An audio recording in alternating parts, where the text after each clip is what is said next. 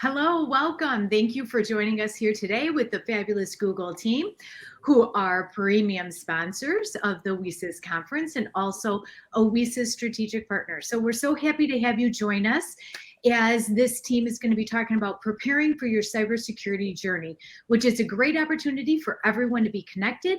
Here today, we have our WESIS virtual career fair for our conference tomorrow.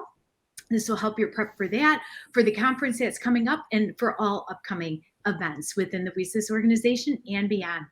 My name is Lynn Dome, WESIS Executive Director. We often go by our acronym WICYS, and it's pronounced WESIS, like We Sisters, and that's exactly what we are. We're a cyber sisterhood.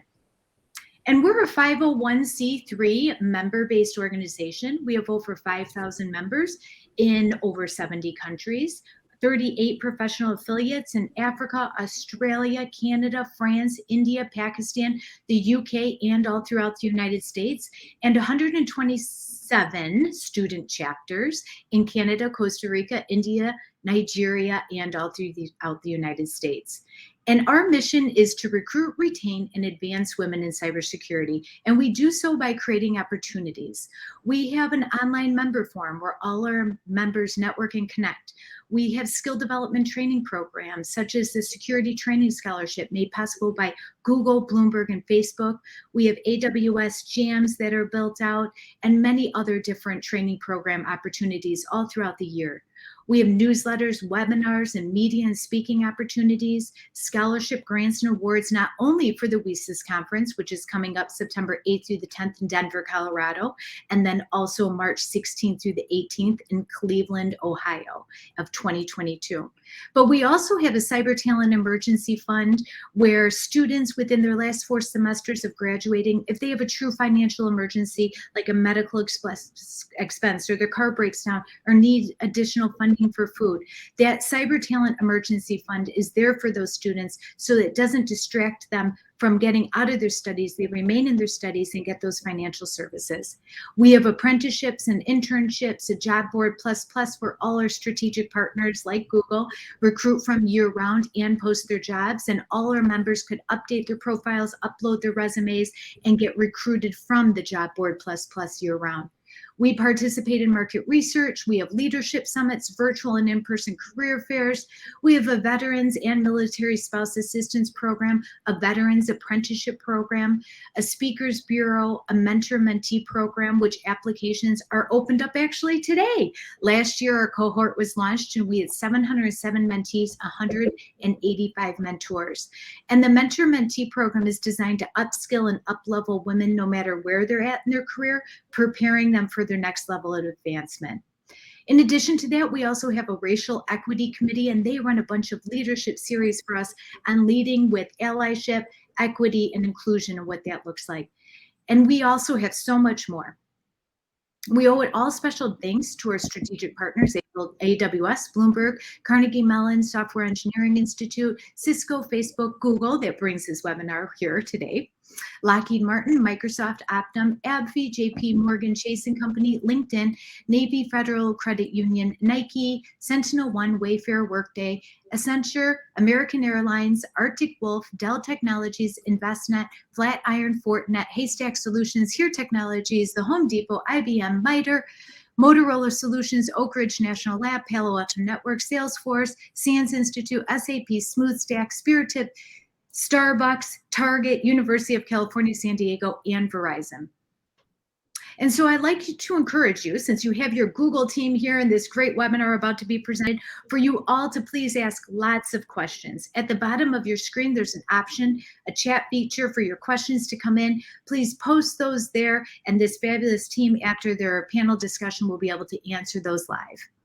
And if you haven't done so already, please subscribe to the WESIS newsletter. We're at wesis.org, and you could also join us as a member as well. And so without further ado, I would like to hand it on over to the Google team, and I'd like to introduce Sarah Morales. Hi, everyone, and thank you, Lynn, for having us today. I'm Sarah Morales, and I lead our partnership here at Google with WeSys, and I'm super excited to have you all join us today, as well as members of Google's security team. Today, we're going to be covering how to prepare for your journey within the security industry, and we have members of our security engineering team, as well as one of our top recruiters to kind of guide you through some of their best practices and tips for joining the security field and advancing. We also left a lot of time for questions. So as Lynn said, please ask questions because a lot of this conversation is going to be driven by all of you who are attending here today. So to quickly just go over our agenda, we're going to start first with Garvey, who's going to walk us through some of our hiring best practices in the security field. Then we're going to have a panel of presenters of women from our security teams who are all in different teams and have different roles within Google and have had different journeys to get here. And then we're going to have a Q&A. So as I said, a lot of the conversation and the tips and what we're going to be talking about are going to be driven by the questions that we hear from all of you.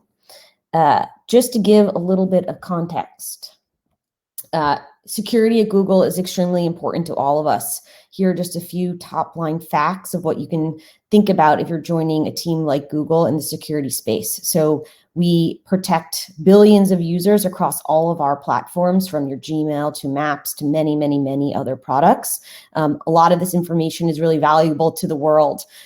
So we take it very seriously and have thousands of people who work on protecting all of your accounts and all of your data through extremely advanced different technologies. Here are just a few of the things that happen each day within Google. So protecting billions of passwords, stopping millions of phishing attempts, and protecting devices from risky sites and shielding malware, as well as many other things. We really take the safety of our users, of our staff, and everyone here really highly, and are super committed to having Google and all of you being safer using Google products. To do security at Google scale, we seek to hire people who are passionate about security, privacy, and safety for all. A huge tenet of what we do is finding people who are dedicated to the space, who are dedicated to always learning and to being the best they are in their craft. And today we're going to go through what does that mean and how do you build yourself in your career to be able to join us here at Google. So as I mentioned, I'm going to hand the mic now over to Garvey, who leads our security engineering recruiting team. And then we'll hear from a panel of women who are actually security and software engineers on our teams. So handing it over to you, Garvey. Thank you, Sarah. Hello, everybody. And thanks so much for joining us today. As a quick intro, as Sarah mentioned, my name is Garvey Chameleon. I'm a lead technical recruiter here at Google. I hire exclusively for our security engineers around the world. And I know our time is limited today, so I want to spend a quick moment defining what on earth a security engineer is and how that may differ from other job profiles, or what we call job ladders within security here at Google. So we'll talk specifically about what a security engineer is first, and then I want to talk about the hiring process here at Google, how to stand out, of course, the interview process and the selection process. And while those things may be specific to Google, they do, of course, have relevance to any opportunity that you may apply to. So what is a security engineer at Google? There are a few things, in my opinion, as nebulous as the title security engineer, especially in this current job market. But as you can see from the slide, it helps to kind of visualize what particular roles fall across Google's security teams.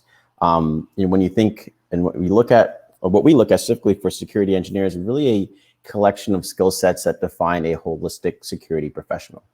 So as expected, we look for individuals that have security domain expertise across both depth and breadth of knowledge and experience. And depending on the specific team, these domains could include networking, infrastructure security, OS implementation, system security, things like cryptography, authentication, security protocols, malware, reverse engineering, threat intelligence, security assessments to digital forensics, and even incident response.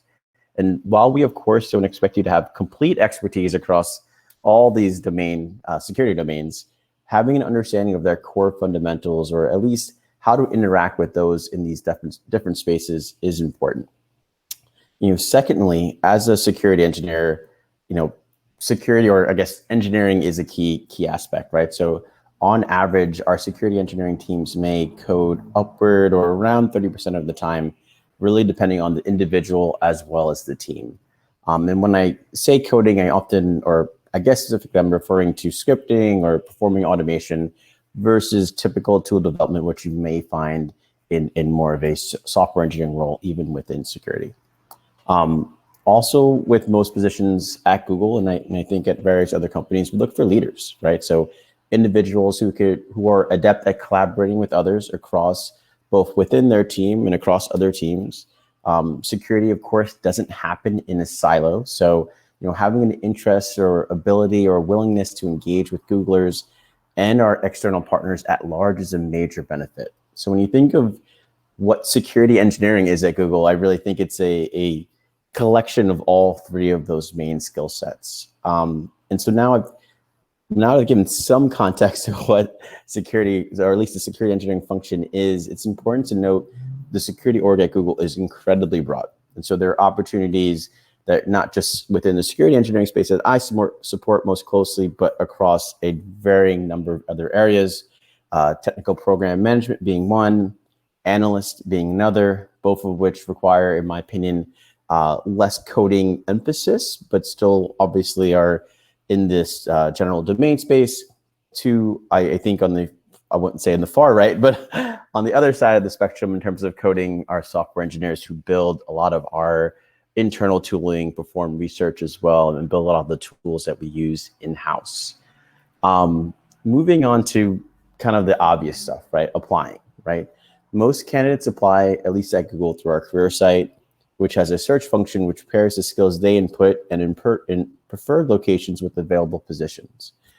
Browsing the career site could be kind of an interesting experience, but in my opinion, it's always important to really narrow down your interest into 3 different roles that you feel comfortable with, at least some of the minimum qualifications and perhaps even some of the preferred.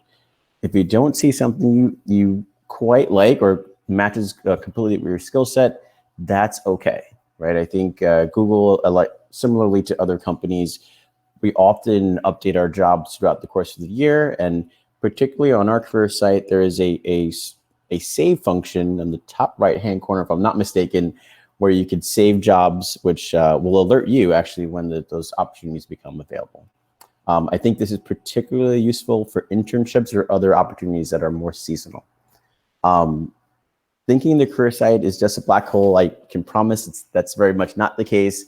Once you apply, a highly trained team of recruiters are tasked with reviewing your resume and determining where your skills and experience may be the best fit. Here at Google, at least in my opinion, there's no one kind of Googlers. So we're always looking for people who have unique backgrounds, can bring unique and new perspectives to our team. And if you don't hear from us in a few weeks, this likely means that the team has determined that we don't quite have a match at this time. But at Google, and I think at similar companies, we generally hold on to resumes and love the opportunity to reach out to you if other opportunities in the future become a match. How do you stand out in the crowd, right? One thing I think is really important to note, here at Google and also at other companies, is that most security opportunities and opportunities in general don't require degrees from certain universities, and in most cases don't require degrees or certifications at all. And I think in only the case of new graduate hiring is your GPA a small part of your application overall, right? So aside from relevant experience, indications of relevant project work, open source contributions, talks that you've given, conferences that you've attended, bugs that you potentially have identified, CTFs that you participated in, or security organizations that you're merely a part of are all important demonstrations of your passion and curiosity in this space. Lastly, networking is incredibly important. Not only is it a great opportunity for you to meet new and like-minded friends in this space, but also a chance to find a mentor or a potential referrer for a new opportunity. The interview process.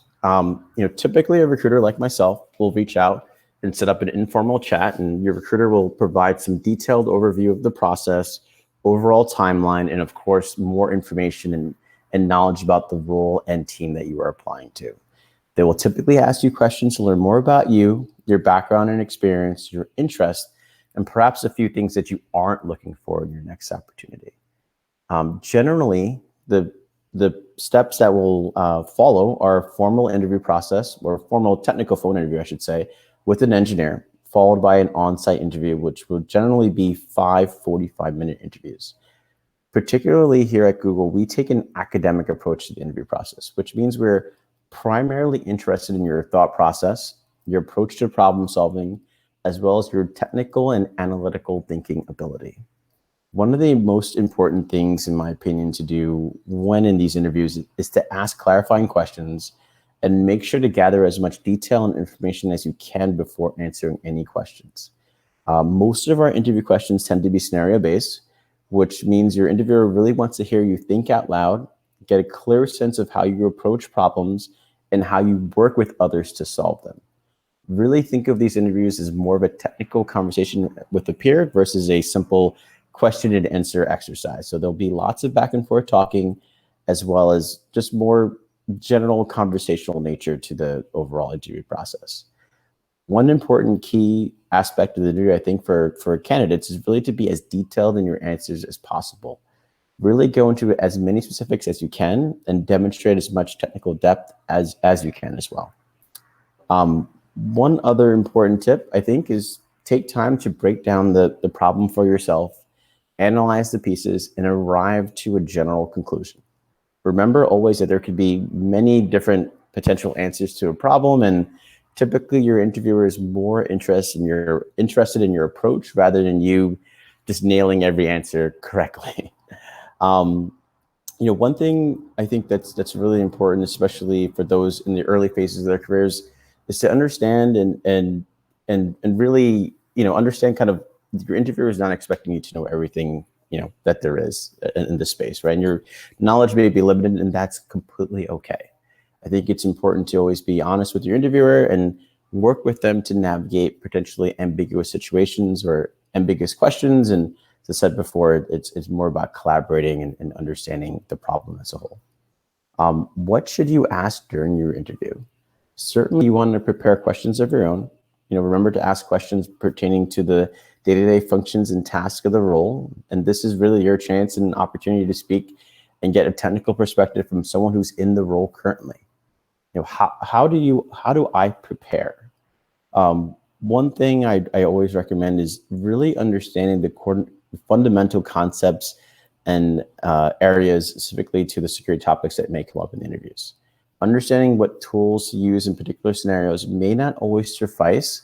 Particularly at Google, we use a variety of proprietary tools. So it's really important to understand the true mechanics of the tools themselves and the actual functions and purpose that they serve within the space. And then lastly, I really recommend practicing answering scenario-based questions. These questions rather could be open-ended and very nebulous and very vaguely defined, which is, I think pretty normal. But really understanding how to answering them is really, really important. So understanding their organization, the approach, how to answer these questions in a sort of structured and systematic way, I think is really, really, really vital. And that may just take a little bit of practice, which I highly recommend anyone do prior to performing any interviews. And with that, I'd like to pass the mic back over to our great panel.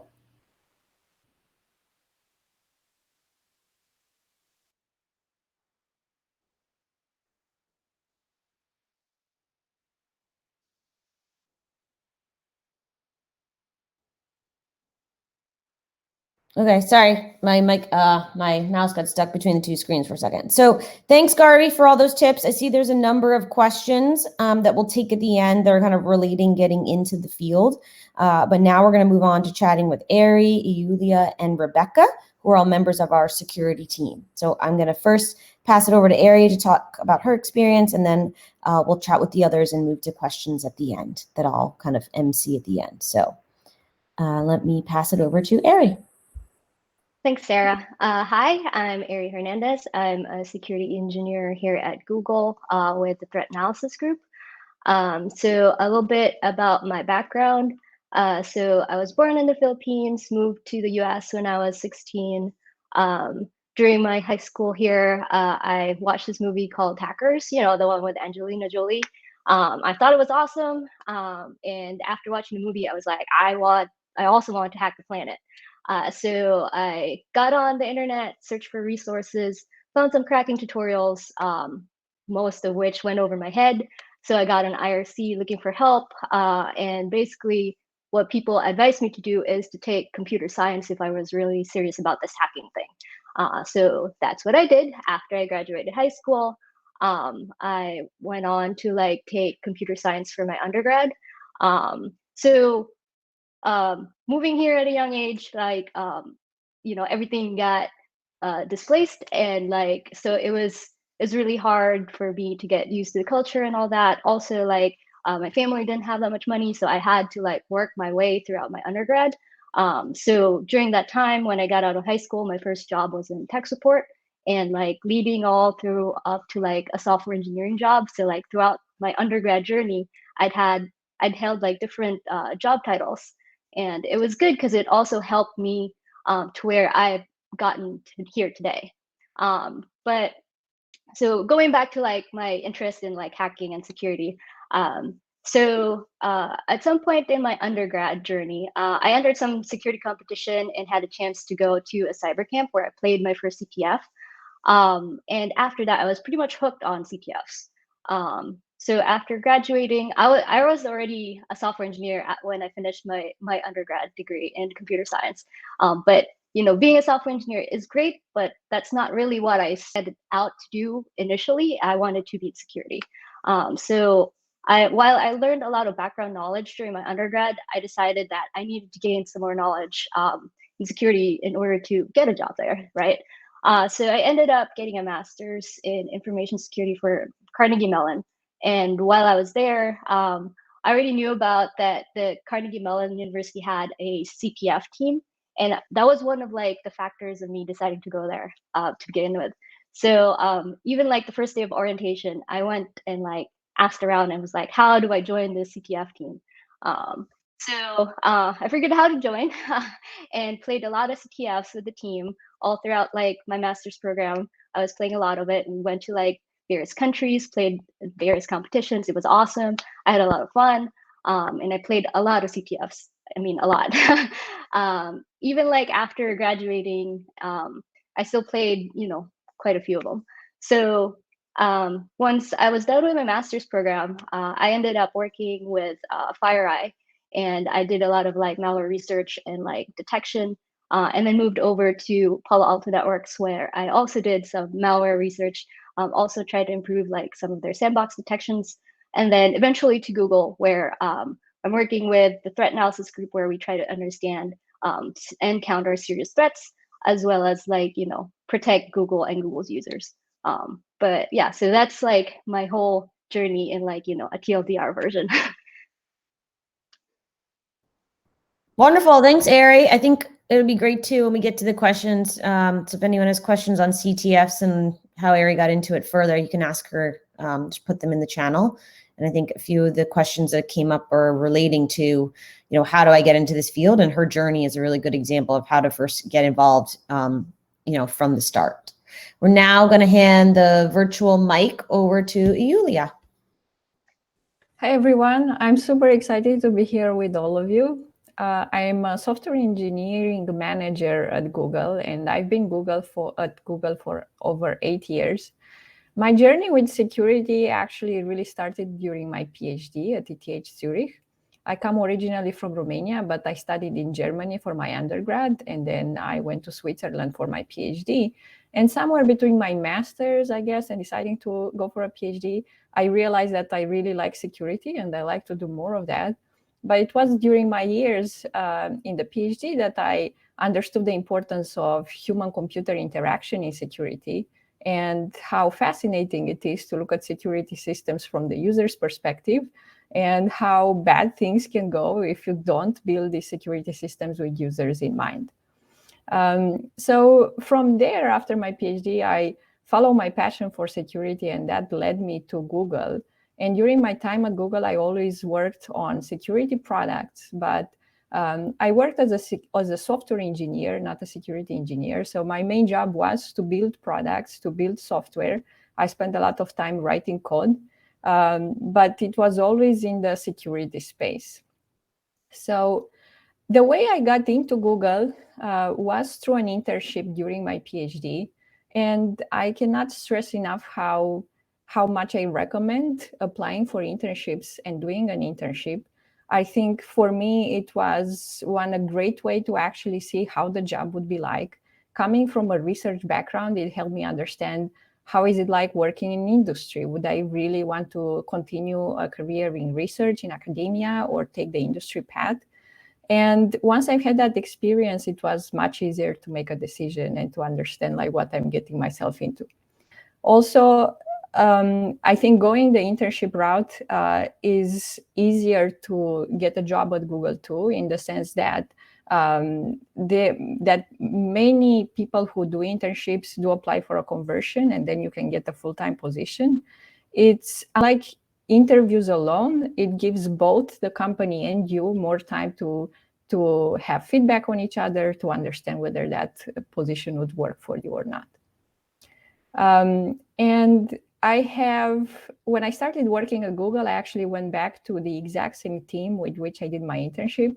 And that was in the space of identity and authentication. And more specifically, I worked on two-factor authentication, which is called two-step verification as a product for Google. And it was in its really early stages. And then on security key, on account recovery, on anti-hijacking, and so on. And the thing that I really loved working on that product, and especially coming from school, is that it felt like every user in the world, every person in the world was my user. I would very often meet friends or family who use these products, who had some feedback, who maybe like use the exact features that I have helped build. And that was extremely empowering to me. And it made me feel like I was on top of the world, and I could really make a difference and change things. And that's actually like that feeling of impact, of being able to do things at such large scale, is one of the reasons why I'm still at Google now. Google is a large company. Once I left identity and authentication, I joined cloud security. And there I was lucky enough to have the same experience where I felt that the products that I build or the problems that I help solve really do not just help one customer, but help many companies and many people across the industry. And in cloud security, I worked on different products. On the security command center, I did vulnerability scanning, detecting misconfigurations, things like compliance scanning. I worked a lot with the CIS controls and figuring out what are the best practices that we should recommend to cloud users. And currently, I am engineering manager in the confidential computing group, which is an exciting new area that makes it possible to push the boundaries of security so that we no longer just have data being encrypted at rest and in transit, but also in use. I'd love to hear more about your experiences as well and what you're looking for. My team and my entire organization is hiring. So if you want to keep chatting, my contact address is juliaion@google.com. And as for one piece of advice that I would have, that would be to really find what it is that you love. Of all the things that you could be doing out there, all the products, all the type of jobs that you could be working on, all the companies, and it's really an exciting industry and so many opportunities all around. Figure out what it is that you're most interested on. What are the type of problems, the type of jobs that you would love, and then align your work with that. The times in my career where I felt like, I don't know, like I wasn't even working, I was just doing things for fun, when my passion and my day-to-day job were the most aligned. And I think you're much more successful and you're much happier if you do that. Thanks. Wonderful. Thank you, Julia. And now we're going to pass the mic over to Rebecca. Hey, I'm Rebecca Farr. I'm a security engineer in enterprise infrastructure protection particularly in identity, which I'll go over a bit more later. So unlike the other two ladies, I did not find anything in security until well after I graduated. I actually went to school for computer engineering, Michigan Tech, and was very firm in the idea that I wanted to work in connected vehicles in the automotive industry. So I got a job at Ford Motor Company, and what they have as a, they call it a Ford College Graduate Program. So you have in their IT department, they have 3 years that you go through 1 year rotations. And I had started off my first one in connected vehicle, and it was right around the time when Jeep got hacked because they left a port open. Our management decided suddenly, after we had been pestering them for a while, that we should actually get a security consultation on our designs. So I got to meet with a security analyst and go through threat modeling on it. I was then terrified of connected vehicles and was like, oh my gosh, I need to do a rotation in security. And I put this in here as a quotation because I did one rotation in security with the plan of going back into connected vehicles. And I never looked back. The rotation was in threat intelligence, and I absolutely loved it because my job was to keep learning every day. It was something new. As a part of that, I was encouraged to do a SANS certification. And that started my addiction to SANS courses, as well as challenge coins.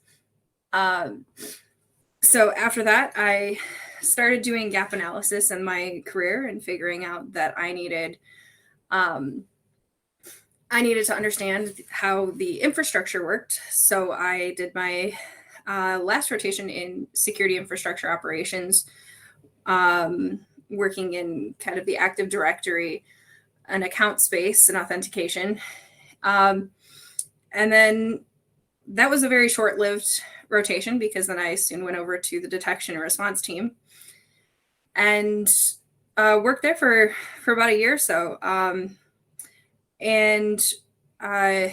So kind of going backwards a bit, while I was in threat intel, I had a recruiter from Google reach out to me, and we talked, and they asked me like, hey, is this a good time for us to talk and all? And I was like, well, I'm in the middle of this rotational program. I want to finish. And I figured at that point when I said, I can't right now, that Google would take my resume and put it in the trash and I would never hear from them again. And that would be the death of my potential at Google. However, about a year into my work in the detection and response team, I got an email saying, hey, you said you'd be open to looking at this in about 1.5 to 2 years. It's been 2 years. How about now? So I had finished the rotational program and was ready to try something new. I figured the worst thing that could happen is they say no, and I still have a job. So I did it. And well, long story short, got my offer, moved across the country to Seattle, and started working in a team that's job is its main purpose is to kind of bridge that gap between the entry level where you go to apply for a job and it says, hey, it's an entry level position, but you need 3 to 5 years of experience, which kind of puts everybody in an awkward position because nobody actually fits that. So it's meant for security engineers who haven't really had experience yet. So I joined that team, and since I already had experience, I kind of took on a team lead position and dove into the area of vendor security assessments. It got me a lot of exposure to penetration testing, various different types of auditing, and just overall best security practices. And then just 3 months ago, I moved into a new position in where I am now in the identity protection. And this is internal to Google. So I'm protecting Googlers' accounts. So anything from account creation when they onboard to suspension when something's suspicious on their account, which could be due to like a phishing campaign. It's not necessarily the person is malicious, as well as authentication. So if I were to leave you to anything, I would say if you find something that's a problem, don't just complain about it. Collect data, present a solution, and drive the change. I cannot drive this home enough because this has gotten me both job offers as well as promotions, and put me in rooms with execs to present my solutions. So it has been probably the best. It's probably the best tip I can give you. I think we're going to Q&A next. Yes, thank you, Rebecca, for talking us through that. And thank you for everyone who's been posting questions. I'm going to try to get through most of them, but we have, I think, 25. So that's quite a few. But I'm going to also kind of, so you keep asking them, I'm going to kind of combine some together since there are some themes that I'm seeing coming through. So I think some of the main buckets are folks who are brand new to the field or really want to get into the field but don't have any experience or work experience yet, and some tips for them, as well as people who are already in technical fields. So a person mentioning that they are computer programming, CS background, as well as someone in technical program management, but haven't yet gotten into cybersecurity and want to transition over. So Garvey, I'm going to start with you. For the folks who have about a decade of experience in some other technical field, what's a great way for them to display their resumes or make connections within Google or within the field, even if they're not in security, though? Do you have any tips you can share? Yeah, I mean, I think this is a great example, right? I think networking, joining organizations like this, connecting on LinkedIn. I was actually Rebecca's recruiter. She didn't shout me out before, but I was her recruiter. I know another member of the team, Meenakshi, who's not here today, but I think will be at the conference live. She and I met at the booth during the career fair. So, even if you have yet to sort of transition to security, we're just curious. I mean, I think this is a perfect example, right? Networking. I heard Ari mention just participating in CTFs or other really free online opportunities to gain more experience and knowledge about the space. I think those demonstrations of the passion and just interest in this I think those are vital. I mean, those are things as a recruiter I identify quickly, and I think those that I've hired over the last couple of years have really all, I think, in common all displayed that. Thanks, Gary. So some of the summary I'm hearing is get involved where you can online and in the field. So don't wait, right? So, come to these types of events. There's a website called CTF Time, right? Where you can go and see all the different CTFs going on. B-side conferences are ones that are very popular and usually super affordable to attend and take place in all different local communities. I think that, what I'm hearing from Garvey is, just start getting involved. I think also for those who have experience, calling out some of those general skills as we went through, navigating ambiguity, how to bring people together to solve problems. It's a big part of working at Google, not just your necessarily domain expertise, but how are you working, influencing, and collaborating with others. For those who are not as experienced, just coming out of universities, programs, or who are looking into going into spaces like getting their master's, is there anything specific for that group, either Garvey or any of our other panelists who have experience there?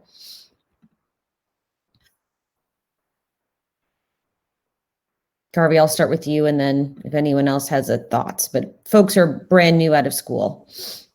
Yeah. I mean, I think I heard Lulia mention this as well. Like internships, certainly getting a sort of taste of what it is to work in this space. I think those are incredibly important.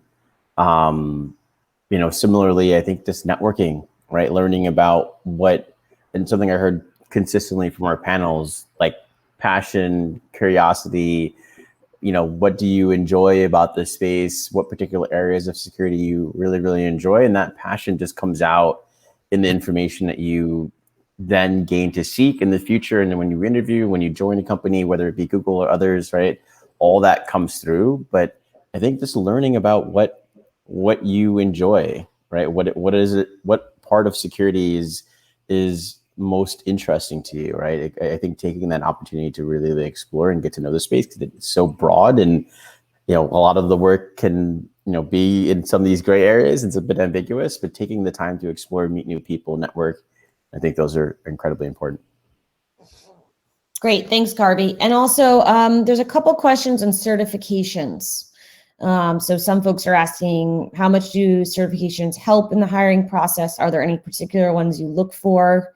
Do you have any advice in that space of, I know we hear a lot within security around certifications.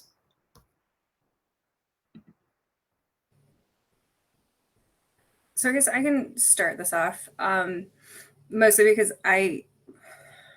it's almost an addiction to them, mostly in the SANS courses. But I would say take the courses that you're interested in and use the certifications as a verification for yourself that you know the content. Certifications as it are, there's it's very polarized in the security community that I found, as to whether or not hiring managers or people who do the interviews will actually say they're helpful, or whether or not they care. But I would say the courses that I've taken are very useful in the interviews, just because they give me the knowledge. So that's my advice on it.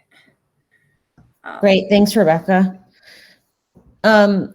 For Ari, there's some questions here of how do you figure out which area of security you're interested in working on? So, you mentioned, going to university and then doing CTFs and loving it. Like, how did you then go from CTFs into threat analysis?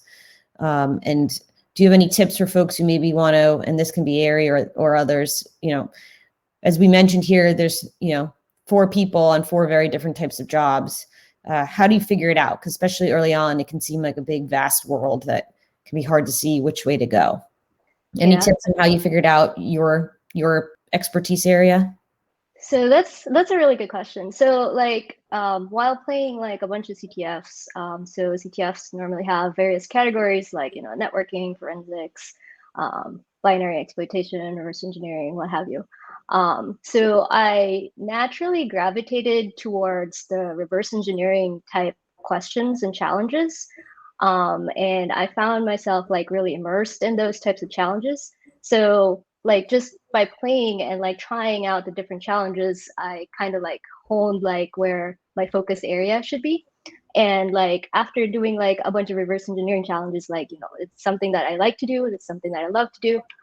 So when I started looking for a job, when I graduated, I mainly just focused on jobs that would let me continue doing reverse engineering.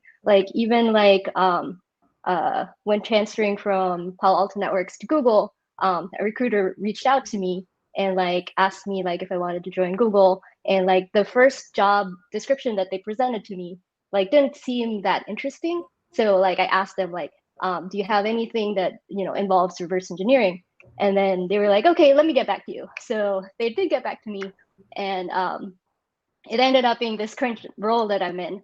And it just I just followed what I was interested in, and I eventually ended up doing threat analysis, and it does have a reverse engineering component to it, but also included other things that I didn't really did in my previous jobs, like threat intelligence. So I also like gained additional knowledge and like on the job, and just basically like figured things out along the way, asking good questions to my peers and mentors. But yeah, so that's basically how I figured out where I wanted to be. Great, thank you. And Yulia, can you share, I know you went deep with getting your PhD, but how did you even, could you share a little of how you picked the areas that interest you? And also, cloud security is a hugely fast growing space. So it'd be great to hear, like, how did you decide, to transition to that? And what are you finding, what would you recommend to folks who want to get specifically into cloud security? Yeah, so once I figure out, I guess during my PhD and actually a bit before that, I'm interested in security. I've always wanted to learn more, and I found security to be a very rich area. But when I was in identity and authentication, it was more like a very specific type of questions that had to deal with security. It was a lot more software engineering, I would say. And so after almost 4 years, I guess, in identity, I was looking to learn more. And when I moved to Seattle, the opportunity of joining cloud security, which had a big presence here locally, was there. And I was very happy to jump on it. The thing that I like so much about cloud security is that you learn a lot, you learn everything, and there's always more to learn. So unlike with end user security, like when you are building products for security professionals, for people who are the experts in their field, it's a whole different game. It's a whole different set of challenges. If you are looking to get into cloud security, I would say one of the best ways in which I have learned things was to be hands-on. If you look at the Google Cloud Platform and you start to try to use it, like it gives you some credits, I think it's $300 to get started. Just creating an account and then going and checking out all of these products and trying to spin up an application, trying to see how do you configure a firewall, trying to check out like all the products that are out there. It gives you an incredible amount of like experience, and it's the fastest way to learn. In terms of security, actually, also one of the things that I found really useful are the CIS benchmarks. That stands for Center for Internet Security, and they provide like a list of security controls of how you should configure your applications in the cloud. They have a set for AWS. Go check those out and actually try to apply them on your test accounts. For Azure as well, they have for GCP, for Google Cloud Platform, and also for Android or for Chrome. So they are written really in a way that you can follow step by step the instructions. And I would say go try it out. Like if there's a benchmark that says do not have open firewalls, go see how would you check in your project if you have open firewalls, and then what are the steps to actually fix and mitigate that. Great, thank you.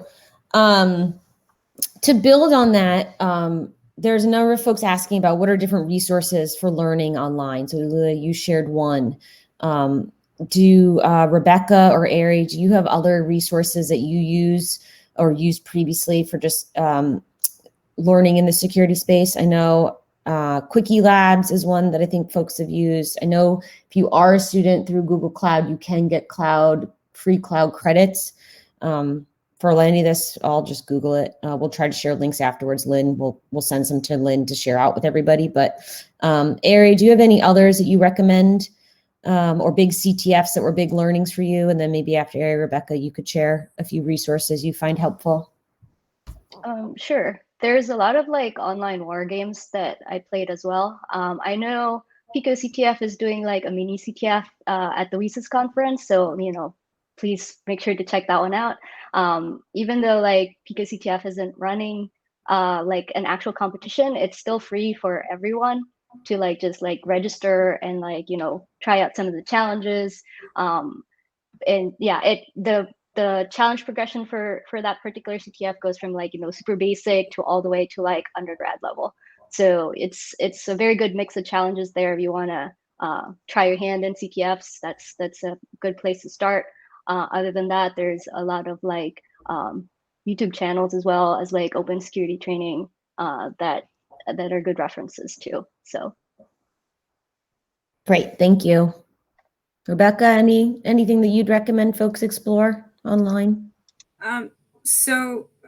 Mostly because I did a lot of my learning later in my career when I had the fortune of having companies that would pay for it. Most of my security training is on through SANS courses, which the cost for that is definitely high. But for more like day-to-day, like I don't know, this is more on the offensive kind of security training. OffensiveSecurity.com has a labs that they've opened up now. There's a cost to them. I think it's like $20 a month. Same thing with like Pen Tester Lab. They just give you kind of small little tasks. I think there's a question on like how do you like training for CTF and stuff like that. These would be really good resources. You know, if you have a company that can pay for it, you can always ask. Otherwise, I mean, if you can afford like $20 and really spend a month diving into it, I think it's worth it. But otherwise, I am an addict to our product of Google search. So I normally just Google things and find resources. Yes, thank you. And anything, some folks are asking for links to things we mentioned. We'll try to send out a list, but I think doing the Googling of some of this will be helpful, or following links off of the WSIS site or other big sites. A couple things, there's a question on CTF. Google actually hosts their own CTF that's available to anybody, generally in the fall. So literally just Google CTF and you'll land on the page. I think the landing page is up already. There's also, to transition a little bit, lots of questions on our internship program. If you go to the same site Garvey recommended, or the careers@google.com, you'll be able to get to the internship page. There's a number of different types of internships, depending if you are a student, you know, if you're getting your undergrad, your master's, your PhD, there's different levels of internships. We also have some other training programs and apprenticeships. So explore those as well. And they all have different criteria. So I can't run you through them all now, but they're all posted up and there's an extensive FAQ. I would recommend though, we do all of those very early. So like applications are probably starting, you know, very soon for next summer. So if you are interested, check that out, you know, within the next couple of days, because we do get lots of applications and we take them quite far in advance. And there will be a mix, you know, given the pandemics, you know, the last 2 years have been virtual. Who knows into next year? I'm not quite sure if it'll be virtual or in person.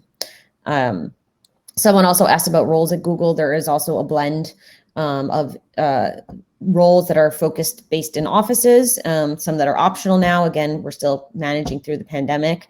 And there are some roles starting to be virtual only. I don't know how much all of those are available right now, but we're gonna, you know, as a society, a changing work landscape. So just keep an eye, and you can always reach out to the recruiter on the job application to find out. I'm trying to see, there's a couple more. There's one really good question about managing imposter syndrome. I'm not sure if any of the panelists want to talk to that, but you know, imposter syndrome generally, you know, sometimes not feeling like you're prepared for the role that you might be stepping into. And I think all of us in any workplace can feel that. But you know, that can be sometimes heightened when you're dealing with such amazing technical folks like the members of our panel today. Yulia, do you have any tips on this? You know, especially as a manager within Google, of folks kind of feeling maybe not prepared, and how to kind of take a step getting into the field, and how you've managed that? So you might think that you're going to stop having imposter syndrome at some point. That I think never actually happens. I think it happens to all of us. And I think as you work more and as you build more confidence, it gets better. For me personally, when I had more junior people join the team, and then me stepping into a more senior role and becoming a mentor, like that helped me put things in perspective and see that I have like also progressed or that I have learned some things. And fun fact is that I asked the same question to our VP of security, and I said, hey, do you have imposter syndrome? And he said like, oh yeah, all the time. So that made me realize that it's never really going away. And one helpful tip that he gave me was, well, just think about how is it now compared to last year? Have I made some progress? Am I better at some things? Are things better? And so take it, I guess, not in absolute terms, but in terms of like, am I seeing progress? Am I moving forward? And that helps then put things in perspective. Thank you so much for sharing that. Rebecca, did you want to share a bit? Yeah, so on this, I challenge y'all to kind of change your perspective on imposter syndrome and the idea that you're like at Google, there's a lot of really, really intelligent geniuses. And when I first interviewed in the in a very long interview, one of the guys, he gave me I hadn't had familiarity with IPv6, and he realized this. So he gave me the entire history of IPv6, dates, numbers, everything you can imagine. And I could just see the amount of intelligence that this man had. And initially I was intimidated and was like, oh my gosh, I'm not smart enough to be here. And then as I was talking with him more, all I could think of was, oh my gosh, this man is so much more intelligent than me. I want to work with this man. Yes, there's always going to be somebody more intelligent than you or somebody who's better than you at something. But that doesn't mean you have nothing to offer. And it actually gives you an opportunity to learn from these people. So take that imposter syndrome, flip it around, and use it as an opportunity. Thank you. I think that's really important. I would also, to add to it, is thinking not just, are you going to get into this company? What can this company offer back to you? Sometimes that's the people who also work there. Sometimes that's the challenges that the company is taking on. A lot of it is the culture of the company. Do the culture and the style of the company align to, a working environment that you want to be a part of? I think, Garvey touched on this a little in the beginning, but many of you here are in a field or getting into a field that is in very high demand, right? Studying cybersecurity there's a talent shortage across the world for it. So all of you getting in early and starting now, though it might feel a little bit like, you're behind, you're actually ahead. So keeping at it, and especially, attending events like this, you're putting in the time to learn. So many of these companies will be lucky to have you. So I think remember that aspect of it all too. There's always going to be things that we all have to learn, especially in a rapid pace field. But remember that, these companies are also looking to hire folks. So it doesn't always, have to be them deciding. It can be you deciding at times too. And it can be, you can also ask, and Garvey, tell me if I'm wrong, but to talk with different people in different roles too. Sometimes you have to get through the first stage of interviews before you can ask that. But many times you can also ask to chat with people who are in those roles. So remember that as you're going into conversations, both whether interviewing with us or many of our peers in the field. We're just about at time. So I want to thank all of our panelists for sharing all of their wisdom. They will be at the conference next week or 2 weeks. And so you can find them in chat. You can connect with many of us on LinkedIn. And I want to say a big thank you to Lynn for having us, for Garvey, for Rebecca, for Yulia and Ari for taking time out of stopping billions of things going on our sites. All of them are very busy folks. So I really appreciate them taking the time to be with us and share their knowledge out with everybody. So thank you for joining us today. And we hope to see many of you at future events. And Lynn, I'm handing the mic to you if there's any sort of WSIS closeout.